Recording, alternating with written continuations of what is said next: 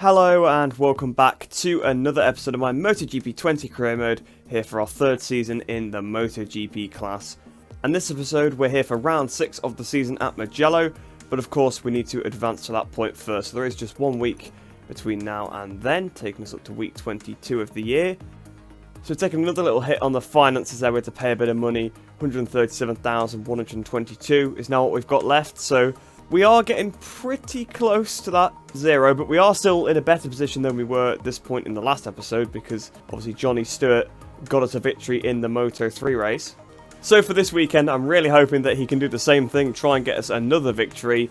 I'm also hoping that maybe Hernandez can back him up a little bit more this weekend as well, because Hernandez was only down in 11th position. So with no notifications, the next thing to do is to head down onto the Moto3 grid. I'll see you there.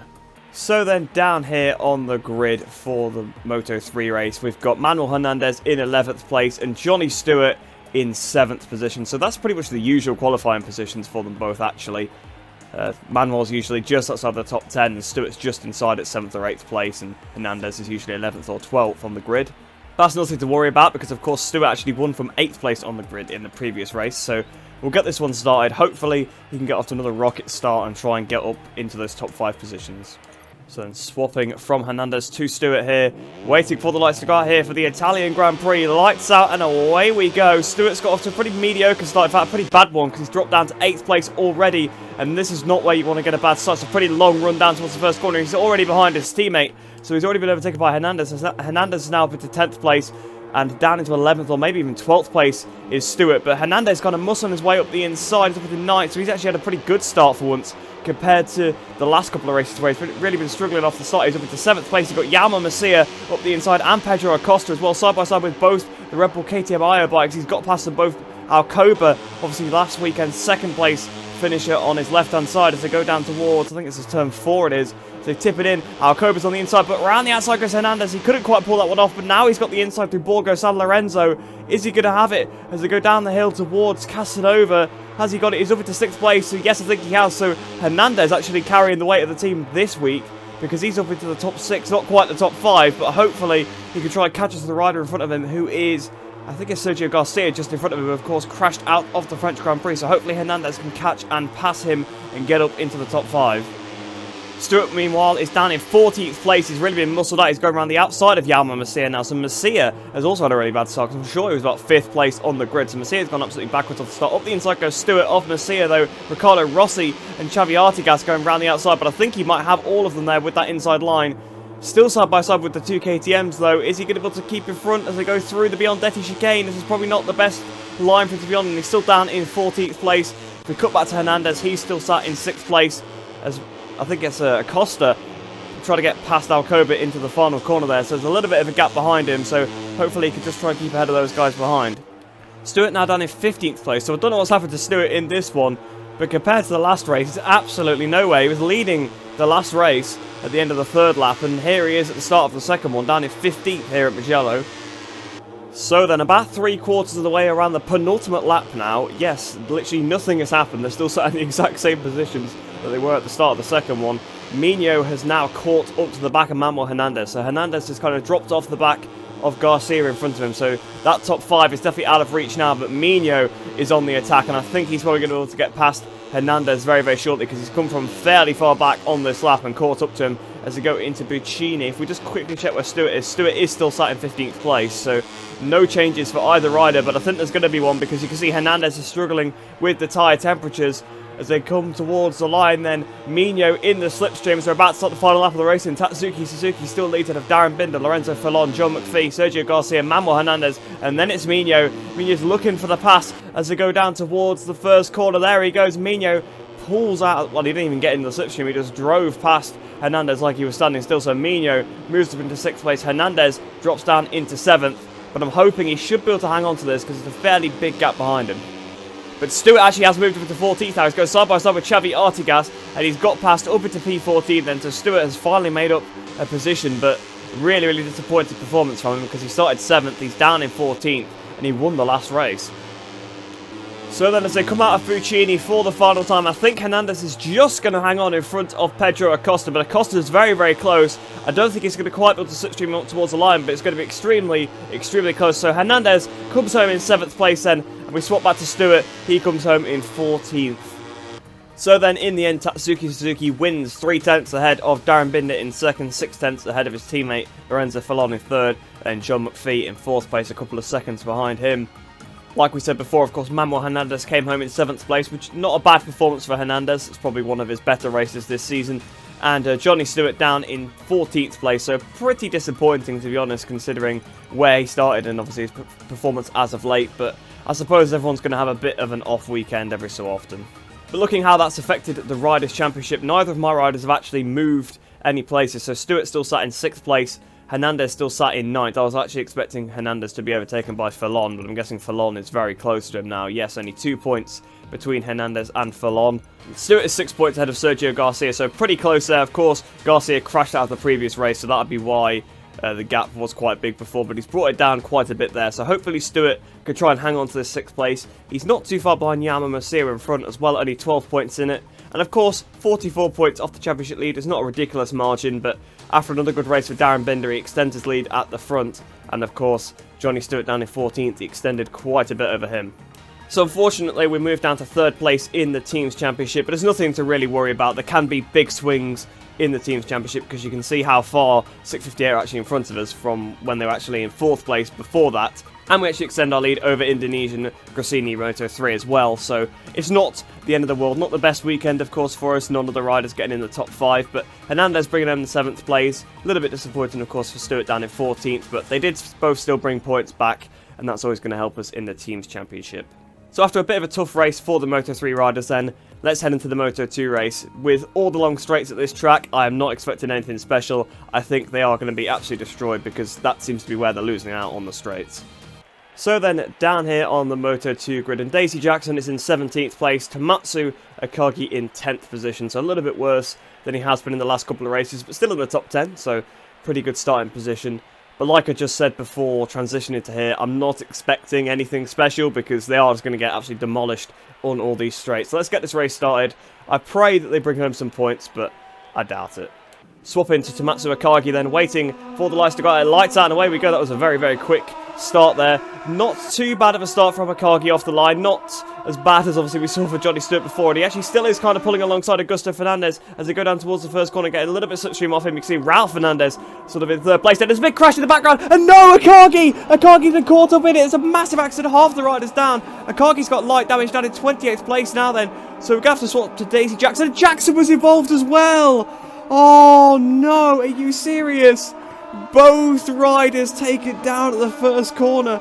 Both still in the race, fortunately, but that is it pretty much. Race over. There's no chance of points now because there is actually a very big pack here from 23rd down to last place 30th. But wow, a lot of the grid being taken out in that huge accident. You can see that all the rest of the grid going through Casanova and Savelli, and actually they're not ridiculously far behind considering that they've all crashed, but yeah, I think this one is effectively over then. Really, really unfortunate, but you can see the back of the big group in front, so if they can put some good laps together, obviously not being held up in the pack like you usually would on the first lap, they actually might be able to catch it, because Digi Antonio is really pulling these guys along, and they are right there. So they actually are catching up, but Akagi isn't wasting any time. He looks like he's got to the inside of Fabio Digi Antonio. As he managed to pull the move off, Digi's back in front of him again, so we don't need this group at the back here to be battling. That's really, really going to affect them quite badly. But down into this corner then, Akagi goes into 23rd position, so Akagi wants to be the rider to catch up to this group in front. They're not too far behind, so let's see what he can do. But Jake Dixon is all over the back of him, so Dixon and Arbolino, of course, both pretty much front runners down here at the back. So they'll definitely be carving their way through the pack. But you can see Akagi is already caught up to the back of Iagora. Iagora is right in front of him, so maybe this race isn't over, but it's kind of interesting that the race he gets taken down at the first corner. He has some mad pace and catches up to the back of the pack. But Bezecchi's leading then ahead of Ralph Fernandez and Joe Roberts. So Joe Roberts' streak of race wins might come to an end, but of course you don't want to speak too soon. He might still be able to fight his way past the two riders in front of him. But as they go down towards the first corner then, Akagi was looking at the inside of Iagora then. I really hope that Akagi can actually make the pass on I. But it's such a shame that he got taken out in the first corner, because with this kind of pace that he's actually got right now, he might have had a pretty decent race. But he's trying to get up the inside of I here. I actually defending pretty well at this point. Here comes Arbolino up the inside. Oh, Arbolino looked at the inside through Casanova. He couldn't quite pull it off there on Akagi, but they are being held up by the pack in front now because Agora has sort of caught back up to the back of Balega and one of the MV Augusta bikes. I was trying to remember what they were called for a second there, but up the inside goes Dixon and Arbolino through the second Arrabbiata. Watch out, Akagi. We don't want another crash in this race. But there we go. They've both gone through now, so Akagi down into 25th place. Will he finally get past Sumcat Chantra though? No, still stuck behind. Oh, it's actually Chantra, so I've been saying it's Agora for ages, and it was Sumcat Chantra. I never even looked at the number, I just assumed it was Agora, being this far behind, because of course he's a rookie. So Chantra go around the outside then of Akagi. A bit of contact with Chantra. Can he do it though? Can Akagi just get the position to go through the Bialdetta chicane? Yes, he can, so back up into 24th place. But I can't see him actually getting up into the points here. Jackson has got moderate damage, so she's just struggling on the back of the pack. She's dropping really, really far back. To be honest, if she wanted to come down pit lane, if that was an option, I definitely would let her do it, because she's been taken out the first corner, and she's going to lose a lot of time with that damage. But here comes Akagi, though. He's pulling alongside Nicolo Balega. He goes past him, so up into 23rd place now, once again for Tamatsu Akagi. So he's making his way through this pack. He's passed two of the riders that obviously didn't get taken down at the first corner. So then Akagi has now caught up to the back of Simone Corsi in front of him, and then it's Cameron Bobier ahead of him, who is dropping back through the pack. So that seems to happen to Cameron quite a lot. He'll get a fairly decent start to the race, but then sort of just drop through the pack like a stone. So it seems like Bobier's AI drops through quite easy. One of the Petronas boys behind, it's Xavi Vierge, of course, because Jake Dixon's already in front, makes a move on Chantra, and he was one of the riders that got taken down as well. So he'll probably be very, very fast, and he'll probably try to pass Akagi in a second. Here he goes at the inside through Buccini. Ooh, that was close. I think he might have it though, because he's still got the inside. Yes, he does. So back down to 24th for Akagi. So I'm saying that he's not going to get points, but there is a really big train in front, and stuff can still happen with 2 laps to go. There could be another huge accident, but he's back in front of Vierge. He actually managed to outdrive him out the last corner, so I was expecting them to struggle a lot here for the straight line speed. He has now lost the position to Vierge, but he held his own there, to be fair. Switching back to Jackson, she's actually got in front of Aaron Canet now, so fair play to Daisy Jackson. She's now actually caught up to the back of this group, and she might actually be able to make some positions up. Here comes Chantra. Chantra up the inside of Akagi, so Chantra goes back ahead of Akagi. So after really struggling earlier on in the race and being caught up by everybody, he's managed to pass Balega and now Akagi. So Akagi down to 25th place. Well, he's not making up 10 positions on the last lap, I do know that, so there definitely isn't any chance of points now. But of course, not Akagi's fault, because his pace has actually been fairly decent in this one. It's not been too bad. So he might have been able to potentially scrap for some points, especially with that big crash. If he'd not been caught up in it, a lot of the riders would have been out of the way, and he probably would have gained a few positions as well, so he wouldn't have been in 10th. He would have been a bit higher up, I would have thought. But here comes Marcos Ramirez. Ramirez is now looking for a move on Akagi as well. But Jackson's actually made her way through that entire pack. She's passed both the Grassinis as well now. So Jackson up to 27th with that moderate damage. Has a shot of beating her teammate here, which would be really good for Jackson. This would be her best performance of the season. It's extremely unfortunate for her she actually got taken out as well, because her performance has impressed me quite a bit. She's usually been languishing near the back of the field, but this time she got took out and has got moderate damage and is actually still making her way through. So that's quite impressive. There's just Ramirez between her and her teammate now.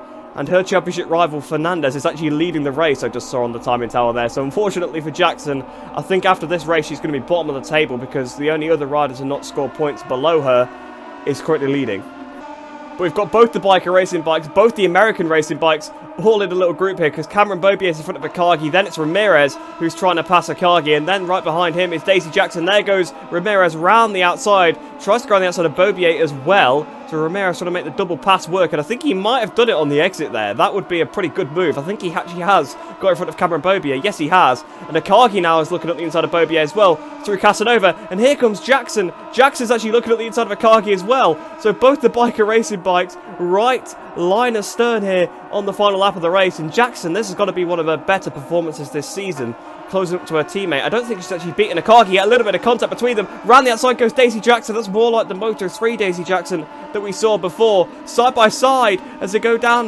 towards Scaparia. Round the outside goes Daisy Jackson, and she's pulled it off up into 26th position. But Akagi goes around the outside. I didn't think I'd get this excited over them fighting for 26th and 27th positions, but here you go. It's actually a pretty entertaining fight, but Jackson is slotted back into 27th behind Akagi now.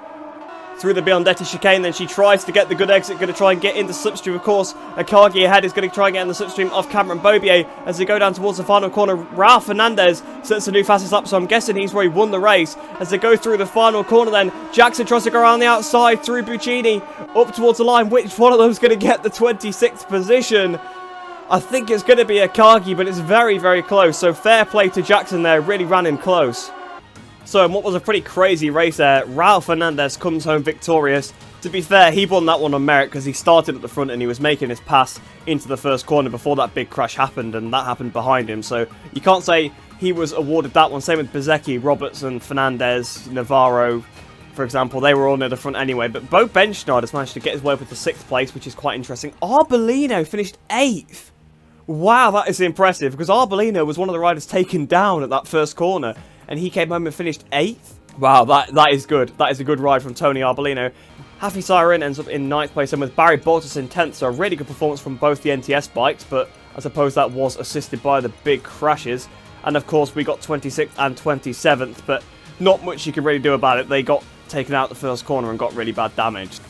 So in the championship standings then, Joe Roberts continues to lead, with Marco Bezzecchi and Tony Arbolino now tied over 2nd place, both with 75 points. Pretty good recovery, I've got to say, from Arbolino. Dixon moves down to 4th place as well. You can see there's quite a bit of movement. Ralph Fernandez moves from the bottom of the table up to 13th. If we have a look where our riders are then, Akagi moves down to 25th now, but he's tied with Somkiat Chantra and Marcos Ramirez for that 23rd place in the championship, all with 7 points there. Quite a few riders actually moving down, because Bo Benschneider moves up a few positions, and of course obviously we saw Fernandez moved up quite a few positions there. Unfortunately for Jackson, she's actually now bottom of the table, 32nd out of 32. Of course, there actually must have been 2 retirements then from that first corner crash. I was thinking there was only 30 riders in Moto 2, but of course there is the additional team that you have yourself. That's why I was thinking there's only 30, but yeah, obviously there is the biker racing team on top, which makes it 32. So 2 people did retire from that one. So Jackson ends up now 32nd in the championship after Fernandez wins that race. In the team's championship then, SkyVR46 and Mark VDS both move up quite a bit ahead of Petronas. Red Bull KTM Io move up a few positions. Down at the bottom, we're still tied with Idemitsu Honda Team Asia. They're both on 7 points. So nothing's really changed since the last one. American Racing still only have 12 as well, because neither of their riders scored either. So at the bottom of the table, it's staying pretty constant. Not a lot is changing. So a tough couple of races then for the junior teams, but a little bit out of their control in Moto 2. The only thing left to do now is the MotoGP race. I'm hoping that since it's dry, we actually can try and finally get another win, because I've had enough of finishing 5th and 4th. If I could get a podium, that would be fine as well, but I really want to win this one. We've got a Ducati underneath us as well, which at this track should be perfect. So then down here on the grid, we've got Jean Mir on pole position, with Jorge Martin alongside him. So Martin continuing this amazing run of form he's been on. He's been absolutely outclassing Zarco as of late, which again is weird, because in the mod they're supposed to have similar performance. Lecuona then down in 17th place on the grid, which I suppose is fairly normal for one of the Tech 3 KTM riders. And then I'm in 23rd, but for some reason it's giving me the number 37. I guess it thinks I'm Manuel Hernandez for some reason. I'm not too sure about that. I think there's probably been some sort of issue with the internet connection, so it doesn't know what number I've got. So I'm just going to quickly go back out, see if I can sort that out, and bring my number 72 back. That's better. There you can see it is now fixed. So if we have a look at the strategy, I think we're going to go for a hard tyre on the rear. That's fairly obvious. You're not going anything else at Mugello, especially with that heat. But the front, now that's what I'm not sure about.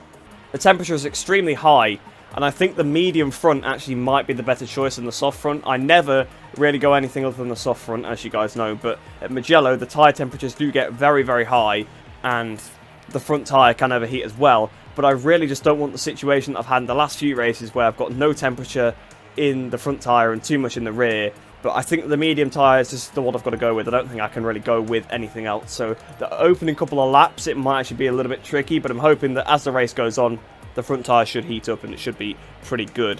So let's get this one started then. Not sure where Marquez is on the grid, but actually Mir is the championship rival now with 2nd place in the championship. So Mir on pole position, he's the target. Got to try and get him. Not long to go now until the Italian Grand Prix here in Mugello. One of the most challenging and spectacular tracks in the entire championship. So Aleix Espargaro is actually pretty close to the front of the grid as well. I think he's 6th place there, so good qualifying for the Aprilia man. But waiting for the lights to go out here then at Mugello. Lights out and away we go. We've got Savadori and Marini in front of us as per usual. Then we've got Petrucci ahead of him. I was just going to say Marini's in front of Marini. Then we've got Rossi, obviously the boss of our team. As we go down towards the first corner, there's Morbidelli as well. So both the Petronas boys really struggling in this one so far. We actually we're going to keep it in traction control 4, which again is very unlikely, but I don't want to overheat that tyre too much. We're up into 15th through the first corner. Rossi hits us at the back there, so that's not particularly helpful. One of our teammates still in front of us, Bastianini in 14th there. Alex Marquez runs a little bit wide. Actually, I'm going to go down into traction control 3 just to try and get a little bit more of the slide out of the corner. So I'm going around the outside of Alex Marquez. I think we are going to pull this one off. We've now got the inside through Borgo San Lorenzo, getting on the power, almost hitting into the back of Bastianini there, which definitely didn't help me out. Moving over on Alex Marquez a little bit, so apologies for that. I thought I was further ahead of him when I started to move, and then I couldn't really back out of it. As we got the inside through Savelli of a couple of different riders there. I think Bastianini and... who was the other rider we went past? I think it was Nakagami, actually, wasn't it? So we're going around the outside now of Pol Espargaro. This has been a very good start. Then his brother Aleix is just in front of him. But we've lost the position to Pol once again through the second of the Arabiatas. But as we break then for Scaparia, going a little bit hot. We actually had a little bit of contact with Pol there, so apologies for that. But we are being mightily aggressive on this first lap. We've got Aleix right ahead of us then in that 10th position. It does feel good to actually have a bike that doesn't feel horrible for once in the first time in quite a few episodes we've actually had that. The tyre temperatures actually aren't too bad. At this point, we've got someone trotting around the outside behind us. I think it might be Pol Espargaro again, but as we go through the Biondetti chicane, then we've got the run on Aleix Espargaro up into 10th place, and Marc Marquez ahead of us. Then it's Fabio Quartararo, then I guess it's Zarco. Zarco, again, I'm still not sure why he's so far behind Martin, because they have the same performance in the mods, so Martin seems to be absolutely destroying Zarco here, but it makes no sense. It's about the last corner then in the slipstream of Marc Marquez. Bagnaia currently leading then ahead of Mir, then Viñales. Of course, we had the bit of a thing with Viñales in the last race, but Nakagami goes blasting past us around the outside. I wasn't expecting that at all. As we go into the first corner then, should be able to get back in front of him as he's on the outside line. Yes, I can. So we've got past him now. So still in the top 10, but only in 10th place. Want to try and make some more moves. Here we go, around the outside of Marquez, up into 9th place then, Quartararo ahead of us. It's actually Martin in 7th, so it looks like Zarco actually is beating Martin for once. But we've passed Quartararo through Borgo San Lorenzo. He's still on the outside as we go down towards Casanova. Oh, I thought we were going to have a bit of contact there, but luckily Quartararo sort of, conceded and let us have the position. Otherwise, I think I would have had to try and slide between him and Martin, because Martin braked very early for Casanova. We can see through the Arrabbiata 1, Quartararo was looking back up the inside of us. Through Arrabbiata 2 then. Not quite got the temperature built up yet, but it's kind of a precaution for the end of the race, the tyre choice more than anything. But the riders in the lead are getting away once again. We're looking at the inside of Jorge Martin. We couldn't quite pull that one off. Hopefully we can try and go around the outside of him through Corantayo, but we're not going to quite be able to do that one, I don't think. Hopefully Quartararo doesn't get the inside, not quite. He had a look though. Up the inside, I've got no grip on the rear. Hopefully that hard tyre will get a bit of temperature in it in the next couple of laps. But through the Beyond Death chicane, then we should have the run on Jorge Martin here. Yes, we do. Up into 7th place. Up next then is Alex Rins, and then it's Zarco, and then it's Miller. So hopefully we should be able to capture them. We might need to use a little bit of power mode 2 in a couple of places here, just to make sure that we don't get passed on the straights, because of course last lap Nakagami blasted past us here. So here we are then, closing up to the back of Alex Rins. Hopefully we can try and do the move that we've done a few times in this race so far, through Materassi. No, we're not going to be able to cut up the inside through Borgo San Lorenzo, or maybe we are. Oh, that was a bit close to the grass there. We've got the run down towards Casanova though, up the inside of Rins.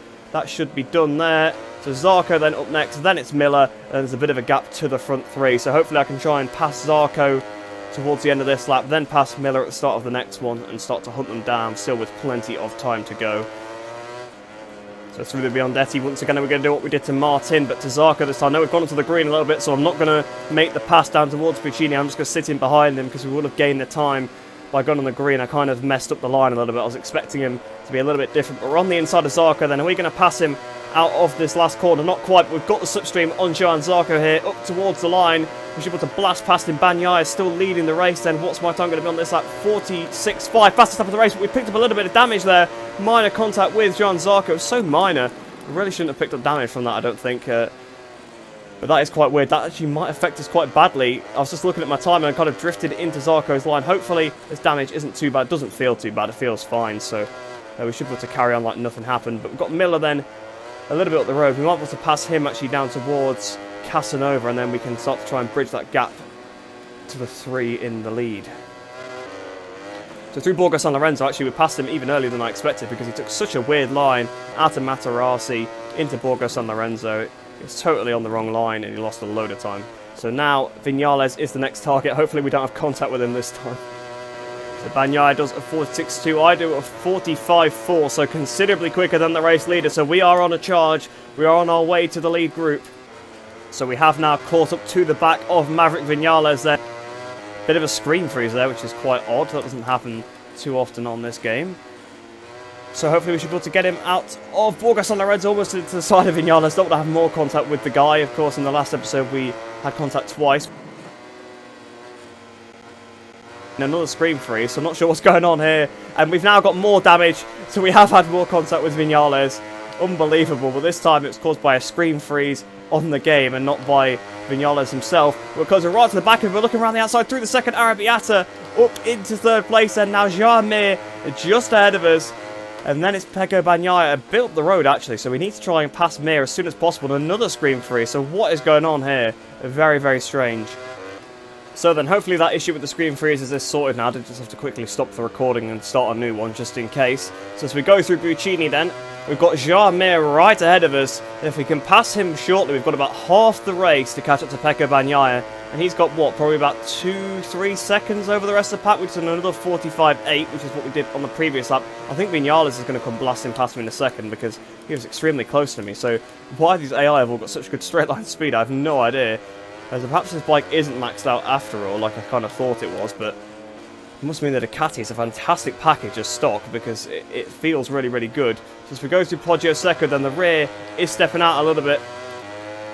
Down towards Materassi, we might want to pull off the move we pulled off many times in this race so far. The inside through Borgo San Lorenzo, not quite, because actually I was too close to him, as weird as that sounds. He kind of was just overlapping my line where I wanted to be. So as we go through Casanova, then can we try and make a pass through Savelli? Oh, almost into the back of Mir through Savelli. This is going to cost us some time as we go through the first Arrabbiata. We're too far behind to pass into either of the Arrabbiatas, so we might have to wait all the way till Biondetti now to actually make a pass. Unless we can do it down to Scarparia, but I doubt we're going to be close enough for that either. It is quite hard to actually pass sometimes at this circuit because it's fairly flowing and you want to stay on a particular line, otherwise it'll affect you for a long time. So if you go offline to try and make a pass, you can be affected quite badly. So as we go down towards Corantaio then, we've run very, very wide through there. Hopefully Viñales doesn't come up the inside. He doesn't. So we should be able to pass Mir out of Biondetti, I should hope, down towards Buccini. So through Biondetti then, done that pretty well. Actually, the flick over was very good there, but we lost a bit of time because it did catch me off guard. I kind of lifted off the throttle. So we go down towards Buccini. Then we are closing up to the back of Jarmir. I might use a little bit of power mode too to make the pass because we are going to have to probably save fuel anyway. So I may as well try and just pass Mir here and not be stuck behind him any longer. So in the slipstream of Jarmir then, as we come up towards the line, this lap is not going to be quite as good at all. Bagnaia is pulling away, so we do need to make the pass here. 1 minute 46.2, that's what I mean. It's not quite as good as we go down towards the first corner, then up the inside into San Donato. We've got in very, very hot though, but Mir's followed us in, so we've got the move done up into second position now then. So Bagnaia is the rider ahead, but he's got a fairly big lead, so it's going to be hard to catch this one up. So another new fastest lap of the race, a 45.1. Okay, I wasn't expecting that. So we are really closing up to Bagnaia now. I've got it way too hot into the first corner, unfortunately, but we've got 2 laps to go. We're within a range. We might have to pull some sort of pass on the final lap here.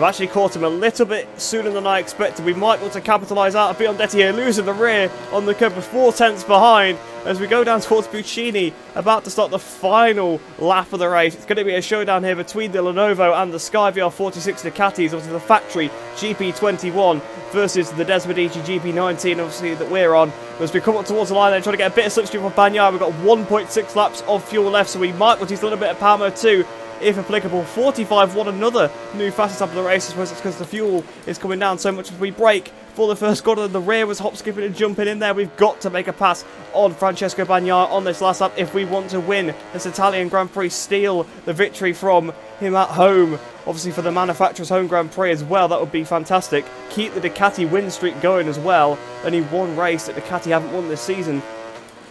As we go into Materassi then. Is he going to do the thing through Borgo San Lorenzo? Yes, he is. We're almost alongside him now. We're sliding the rear end as we go down towards Casanova and Civelli. As we go through Casanova, then he's got a little bit wide through Casanova. Will that allow us to sneak up the inside through Civelli? We're getting on the power as early as possible. We couldn't quite find a way around the outside there through the first of the Arrabbiatas. He's got a little bit wide through Arrabbiata, one that might allow us to get on the power and capitalise. We've got the hill towards Arrabbiata too. He's actually done that one pretty well though on the power. As we go now down towards Scaparia, you can make a move on the inside here, but it's tricky with that front end. We're looking around the outside, and that might be it. That could be curtains for us, because we tried to go around the outside. I didn't even mean to. I just misjudged my braking a little bit compared to where he was. I probably wanted to put my bike where he was, to be honest. As we go into Corotaya, then we're right behind him. It's going to be a pass into Biondetti or into Buccini, surely, and then that could be a drag to the line. Bagnaia might without drag us, because we have been struggling the whole race for the straight line speed, but through Biondetti too. Then we've got the run as we go down towards Buccini. This could be a final corner pass up the inside then of Bagnaia, right to the curb. And he's gone wide. He's not going to cut back up the inside as we come out the last corner then. He needs a little bit of power mode too, just to get the bike out the last corner. We are running on fumes almost as we come up towards the line then. But we're going to win here at Mugello, at Ducati's home track. Finally back on the top step. Such a close race in the end then. 1/10 ahead of Francesco Bagnaia. An extremely close finish. I didn't think I was going to do that one. Once I ran wide into Scaparia, I thought that was it, race over, but we managed to do it out of Biondetti too. And look at that fastest lap, 45.1. That actually might be one of my best laps around Mugello ever, period. And it was in a career mode race. I think I might have dipped into the 44s and online before, but really, 45.1, that's about as good as I'm going to get. And you can see how much quicker it is than the AI's times, because even their glitch simulated ones weren't faster. But in the end then, there was actually no crashes in this race, no incidents at all, so no incidents to look at this time. But the important thing to focus on is that Mir actually finished 5th, so he actually dropped behind Viñales and Miller in the end, and Martin ended up 7th. What happened to Zarco? Zarco ended up in 12th, so Zarco was finally beating his teammate, but it seemed to drop back. In the Riders' Championship now then, we've got a 36-point lead over the number 36 Jean Mir in 2nd place. Viñales moves back up to 3rd, Miller up to 4th, Marquez moves down a couple because he was absolutely nowhere. I didn't even think to look where he was. I think he finished about 10th place, so not a good result for Marc Marquez there. Martin then still sat in 6th place, but he's closing up to the back of Marquez. Quartararo in 7th, Bagnaia moves up to 8th place, but it's an extremely close title fight at the minute. 74 points for Mir and 51 for Rins. That's 2nd and 9th, separated by 23 points. An extremely close championship if you take me out of the equation. So in the Teams Championship, we actually still moved down a position anyway, even after the win, because Marini isn't bringing home any points, and obviously Bastianini's points don't count towards our total either, because there's just the Sky VR46 side of the garage that's on this table here. But we are really close to the championship lead. As you can see, Yamaha have now taken the lead back from Suzuki, but they're tied on points with 125 each. We're only on 110. So 5th place in the Teams Championship, only 15 off the leaders, and that's just with me, because Marini's not scored anything. And to be honest, I've not had a very good season so far. So that's actually not too bad, not too disappointed with that one. And of course, at the Constructors' Championship, Ducati extend their lead once again because yet another win. Obviously, then a Ducati in 2nd place as well. Viñales in 3rd moves Yamaha back ahead of Honda in the standings, but really close there with Suzuki as well. Aprilia picking up some decent points there, 7 points now in the Constructors' Championship. Aleix Espargaro seems to be bringing home a decent haul of points every so often now because I have improved his performance in the mod. So then, next thing to do is to head into the Career Hub, see what we get this weekend. Obviously not a great weekend for Moto 2 or Moto 3, but finally back on the top step for me, so we should get a little bit more money for that. So then we gained 8,100 reputation points because of course we got the victory, so it's actually quite a big bonus, 5,600 bonus compared to something 4,000 if you don't win the race. So that takes us up to 895,300 reputation.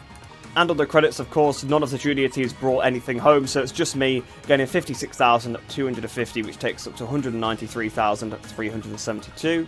So a really tough weekend for the Moto2 team overall then, because we lost 780 prestige. Look how low that prestige is now, it's not good. And they only gained 150 research data as well, so last week they brought home 600, this time only 150. Yeah, pretty poor all around for Moto2. As for Moto3, again, we lost 396 prestige, so not great, but considering we didn't lose any last week, I suppose it's not too bad. And we only got 300 research data, but that bike is fully maxed anyway, so it doesn't really matter how much they bring home.